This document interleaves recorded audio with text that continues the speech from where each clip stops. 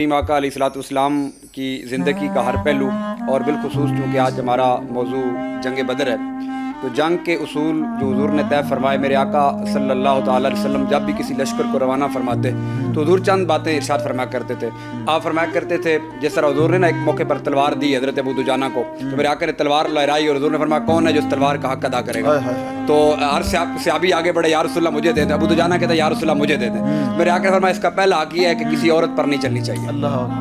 یعنی جب بھی حضور نے تلوار تمائی ہے، یہ اسلام کا جو اصل چہرہ ہے، ہم نے اس کو پیش کرنے سے قاصر رہے، چونکہ اسلام کو پھر دہشت گردی کے ساتھ جوڑ دیا گیا۔ اسلام کا دہشت گردی سے کوئی تعلق نہیں، اسلام ایک بڑا صاف ستھرا مذہب ہے۔ حضور فرما رہے ہیں کہ تلوار کا حق کون ادا کرے گا؟ ابو دجانہ آگے بڑھے، یا رسول اللہ یہ تلوار مجھے دیں۔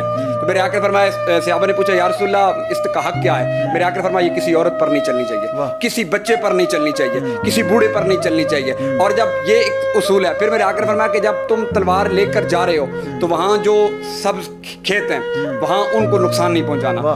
یہ اصول میرے آقا اور مولا صلی اللہ 27 غزوات میں بظاہر بنفس نفیس حضور خود تشریف لے کر گئے، تو آپ نے ہر غزوے پر جاتے ہوئے خود گئے یا کسی سرائے پر آپ نے صحابہ کو بھیجا ہے، تو آپ نے یہ اصول طے کر کے بھیجا ہے کہ وہاں کسی عورت پر ظلم نہیں کرنا، کسی بچے پر ظلم نہیں کرنا، کسی بوڑھے کو پر ظلم نہیں کرنا، وہاں ان کے جو کھیت ہیں فصلیں ان کو آپ نے نقصان نہیں پہنچانا۔ تو یہاں بدر کا جو مارکہ ہوا، پھر اس کے بعد جو قیدی آئے ان کے ساتھ جو میرے آقا کریم علیہ الصلوۃ والسلام کا جو رویہ تھا، حضور کا جو طرز عمل تھا، وہ ہمارے لیے بہترین نمونہ ہے کہ حضور نے ان قیدیوں کے ساتھ جو سلوک کیا اور ان کے بچوں کی تعلیم و تربیت کا بندوبست، پھر ان کو مختصر فدیے کے بدلے میں چھوڑنا، یہ سارا کچھ امت کے لیے مشعل راہ بنا، اور قیامت تک امت اسی راستے پر، اسی شاہراہ پر چل کر ہی اپنی بقا کی طرف جا سکتی ہے۔ بڑی خوبصورت آپ نے